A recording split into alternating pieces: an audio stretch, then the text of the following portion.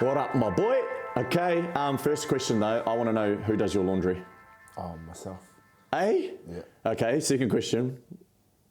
What product do you use? Persil?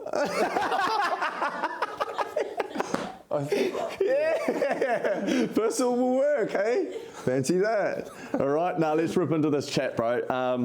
I wanna go back to the start for you. I want a little bit of insight into what rugby league was like for you as a kid. Take us back to, I guess, your childhood. Where did you grow up? South Auckland mainly. Yep. Yeah. And the footy club, how old were you when you started playing league, and who was that for? I started playing when I was 5 for the Mary's Hawks. Yep. And was it like a, this is where my cousins were playing, this is where my dad played, or was it just like that was the closest footy club? It's pretty much down the road. Yeah. It was the closest. And what are your memories from it? What is it about junior footy that you remember? I don't remember too much when I was young, but I just remember just having fun with my friends. Yeah. Just going out there, have fun playing alongside them, having a bit of a laugh. Then I took league serious when I was about 13. Yeah. And then just all started from there. Do you have many of the boys that you sort of played with, you know, like, we don't have to think back to when you were 4 or 5, but some of those boys around 10, you know, under 13, is that you're still boys with now? Yeah. Some of them are with us at the Warriors now. Okay. And some of them are overseas. So those other key boys that have come through the pathways, like your Arlies and your Dims, your Jakeys, you guys aren't the same age group. No, we're not the same. Did you know of them? When did you start to cross paths with some of this core group of kids that are sort of in the club now? I knew of them. Their names were pretty big back then. But I started playing alongside them when I was 14. Yeah. We were playing under 16s. Yeah. I think it was like a trial game, playing against each other down there. I can't remember where it was, but it was under 16s. Yeah. Yeah. The juniors and your pathway in general, so we say rugby league, that's obviously where you've ended up now. Yeah. But did you play a bit of rugby too? Yeah, played a bit of rugby growing up as well. Played both. Yeah. Especially in school where we play league on a Wednesday and rugby on a Saturday. And what was it about, like, at what point was it like, okay, I'm going to do league, which is why we're talking to you now. Yeah. When did you choose, or what went into that decision for you? League was always there. I took league serious when I was young, especially looking up to players that I really wanted to play alongside. Yeah. You're one as well. Was I? Especially Rog. Was I one of them? Yeah. I'll take that, lad. So yeah, who else? Yeah, name some of the other boys that you used to like watching as a kid that maybe helped, you know, your decision to, that's what I want to do. So you said Roger? Yeah, Roger. Looked up to Jason. Yeah. From the Cowboys, especially getting that time to play with alongside him at Tonga. Yeah. Yeah. Bro, before we... Sweating. No, you're good, bro, you're good. But before we go sort of into how you came into the club, while we're here, what's it like? What is it like for you playing alongside, or even just, it's not actually playing alongside, it's actually showing up and training, sitting in meetings, having lunch with some of these players that you do remember watching on the telly? Does it feel surreal still, or are you kind of used to it now? Oh, no, I'm used to it. But when I first joined, I was pretty buzzing. I was pretty shy. Yeah. Like, I was just that shy kid on the corner just looking around, having my phone out, taking photos. You can't be the guy that's taking photos. There's Roger. Trying to have to prove it to your mates. What age were you when you joined the Warriors?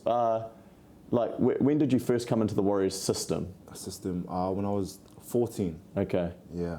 And the pathways is sort of what helped you decide, look, this is what I'm going to do. And is that when you gave rugby up? Yep, that's when I gave rugby up. I still played rugby, but I was only playing for fun, especially with schoolmates. Yeah. Because we all played, because I was like 15 on the field and there was more of us. Yeah, so I didn't have fun and there was more subs. But then at the same time, I took league serious more than rugby. Yeah. Okay, now you had a stint there in like 23, 24, where I feel like you just had a rapid rise. Okay, you've gone SG ball into cup. and then within the same 12 months, you made your NRL debut in 2024. What, that period, what was that like for you? Did you understand what was happening, or were you very much just like going with the flow? Oh yeah, I was pretty much going with the flow in SG ball. Yeah. I was probably like having the same mindset as back in school. Yeah. I was just playing alongside friends. I was pretty much that cool guy. Yeah. But then when I got named at the cup, that's when pretty much I took everything seriously.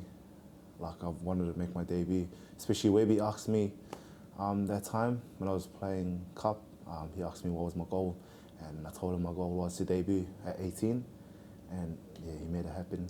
Woo, that's a good yarn. That's a good yarn. Was there anything else that you remember from like your debut, you know, for the Warriors? Now, I've got a memory from your debut, but I want, before I get there, I want you to touch on what the preparation was like. Is there anything from the pre-game? Is there nerves? Was there anything that stands out to you? There was this is a funny story. We had breakfast. I normally just eat anything for breakfast, to be honest. Everyone was having breakfast and I came down and I just grabbed waffles. And everyone was shocked that I was grabbing waffles, especially adding like Nutella on top. Yeah. And then, yeah, everyone was just shocked, like the way I prepped. Yeah. And did you go ahead and eat that, or did you sort of park it to the side and be like, all right, what have I got to eat then? Now I'm playing NRL. I just started eating in front of everyone. Good boy. Don't change what works, bro. Yeah. Hey, that's what got you in the room. Now, I've got a memory of you from your debut, because I was out injured this day in 24, is your first touch. Yeah. Now, although I had trained alongside you, all right, and I knew of you, I used to give this guy a bit of banter around how much effort he put into certain parts of his training, but you're a freak, right? You're naturally gifted. My memory of you is your first touch. Yeah. And you run over the top, you just get your forearms into some poor blokes in the middle of the park, and your first carry is one to remember. Yeah. What was your mindset running on the field? What were you thinking this is what I want to do? Yeah, especially, like prep and everything, going towards, like, everything's just first run is just run straight. Run straight. Just run straight. I love that. Simple, and you just didn't want to take a back step. You were like, look, my first involvement, bumpers into someone, and were you happy with that first carry? I was actually happy. I got a lot of energy from that. Yeah. I was actually confident. Because before you, and it sort of is like a lot of games, like for me, before you actually make a tackle or get tackled, you are a bit nervous, you know, you're like, oh. But as soon as that happens, you feel like it's just a normal game. Is that what it felt like for you? Yeah, it felt like a normal game, to be honest. Like mindset was going in is like treat it as a normal game. Yeah. Like don't be scared or anything. We're still humans. Yeah. Just go out there and just run. That's a great mindset to have. I wish I had that mindset when I'm bloody 18 years old making my debut. We're all humans. Every man on this field was once a baby. You know, it's a pretty impressive mindset to have. From that, what did the rest of that year look like for you? Now you've experienced the highs of getting that first grade debut. Did you only play one game that year? I played 4. You played 4. Yeah. You played 4 games that year. So what was it after you got that debut? Was it like I wanted more? Yeah. How was that hunger for you applying into your training and everything else you went and did? I felt like took a couple of steps up. Mindset kind of changed where I wanted to stay in and around. Yeah. Instead of going up and down or getting sent back to cup, mindset was just stay there. Especially changing the way I train and everything. Yeah. Was just to compete. Compete. Yeah. So that's where it shifted for you. You got a taste of it and you're like, okay, I want more of it. Yeah. Have you had any sort of, I know you're only 20, has there been anything that stands out to you that has been a little bit challenging around what you do? Any surprises that you've had from being a first grade player along the journey that you go, yeah, that was tough, or that was a setback? You've been quite fortunate up until this point? Oh, no. No, everything's just, how good is life, hey, if you're Leka Halasima? Everything's the same. That's good. Yeah. Yeah, and even as we have this conversation right now, you're a good sort of almost 2 seasons into your career now. Yeah.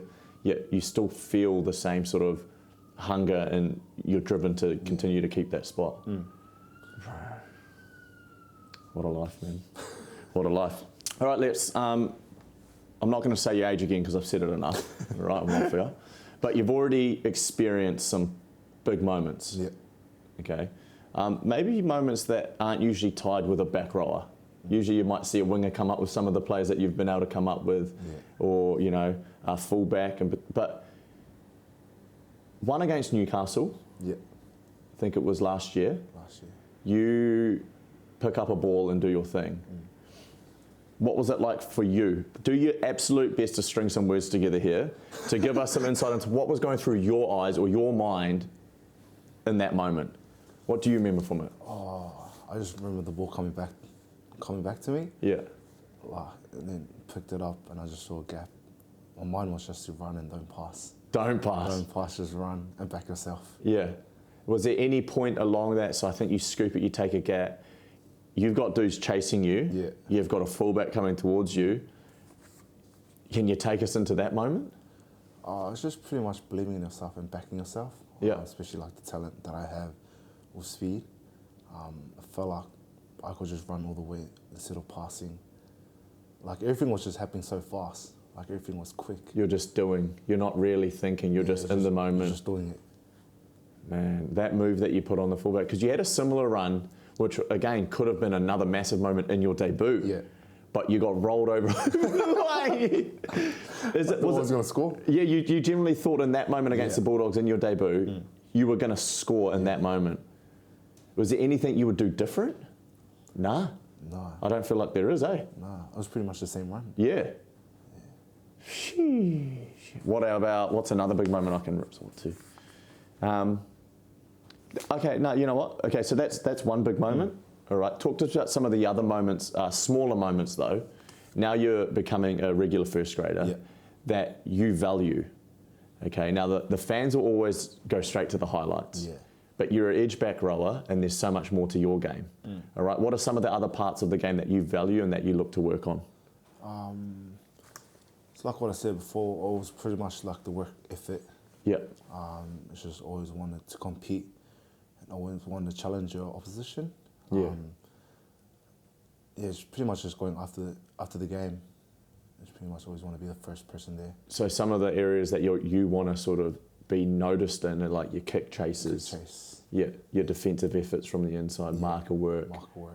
All the small detail, man. That's impressive because I know a lot of kids that if they had the natural ability, like you do, like you said that you're gifted with, they wouldn't value that. When did that shift for you? Was there a point where, as a kid, actually this is another question. As a kid, were you sort of doing what you're doing in first grade as a kid? Yep. Yeah, so have you always been just getting runaways? That's what you grew up doing? That's what I grew up doing. So this is nothing new to Leka Halasima? Bro, I'm off this guy, man. This guy, man. You've done it your whole life as a kid. Now you've come into an environment where it is a little bit more structured. Things are game planned. You know, you're watching things. How hard is it for you to fight the urge of, say, what you've seen in game planning to something different that might present itself on the field at the time where you just get to back your natural ability? Are you always fighting that? Are you like, no, I'll do what the team needs? Or are you like, look, if there's something on, I'm going for it? Yeah, it's pretty much, if something's on, I'm going for it. Yeah. Of course, like I'll do what like the team asks for, but if there is something on, I'll probably change it up a bit. Yeah. And Webby and the coaching staff, they give you that confidence? Yep. They always tell me to back myself. Yeah, what are some of the conversations that you have? Like, is it, Webby, I've always found like Webby's ability to make like the player feel valued is his superpower, you know, like, talk to us about the relationship you've had with him and some of those sort of chats that you have with him. Yeah, every chat before the game, especially like we're about to go out, he always come up and say, go out there and have fun. Simple as that? Simple. Does that like, does it for you at times just feel like you are just playing park footy then? Pretty much at times, Yeah. Like, he gives me confidence as well when he says that. It's just go out there and have fun and be yourself. And it just gives me the confidence to go out there and have fun and do my thing. Yeah. Woo. Solid. Okay, you have extended. You've committed to the Warriors until 2029. Yeah. You have taken probably majority of the salary cap with you. No. I wish. What went into that decision? Was it easy? Was it an easy one? Yeah, it was simple and easy. Yeah. Especially moving here at a young age, I felt like signing the long extension. I always want to set up my family here, especially being this young. And what I said before, I don't see myself anywhere else. Yeah. This is home for me. Always want to go back to my family. Get an opportunity to do that, eh? Does the fams come out to games? Like, how many tickets is Leka Halasima having to get every week? Only 6. 6, just 6? What do the players get these days? How many tickets do you get for a game? Just you get 6? I think that's what they got to. Yeah, that's what they got to. What about teammates? Now I know you and Demi, you got there's a core group of young boys there that you guys are pretty tight. Yeah. You know, being able to do it with them, it's pretty special. Yeah. I don't know. Yeah. What about is there anyone in the squad, like you've signed long term? Is there anyone in the squad that helps? Who are some of the players that help you with your game? We just had Aaron in there before. Yeah. He spoke about the likes of like a Fish and Barnes, but who for you in the position you're in do you sort of rub shoulders with and see as a good example? Aaron's probably the one. Yep. He's my room. He's always honest to me. He always comes up and tells me like what I need to work on and what I need to do. Yep. He's probably like the main person that's helped me a lot, especially on and off the field. Yeah. With extras and diet and everything, he's probably like the main guy that's helped me a lot. Yeah, Aaron was in there before and he sort of touched on sort of maybe if he could have had that sort of help you know, so that definitely, that's pretty cool to hear, really cool to hear. Would ease conversations be more around those effort areas? Yep. Is he sort of riding you on, making sure you're doing those little 1%ers? Yeah, he's always just telling me to like make sure I know my role and everything, and if I don't know what I'm doing, he's always there to help. Ask questions. Yeah. Clarity, man. Clarity equals performance. Hey, Lex, appreciate your time. No, thank you. Yeah, the man. Go well.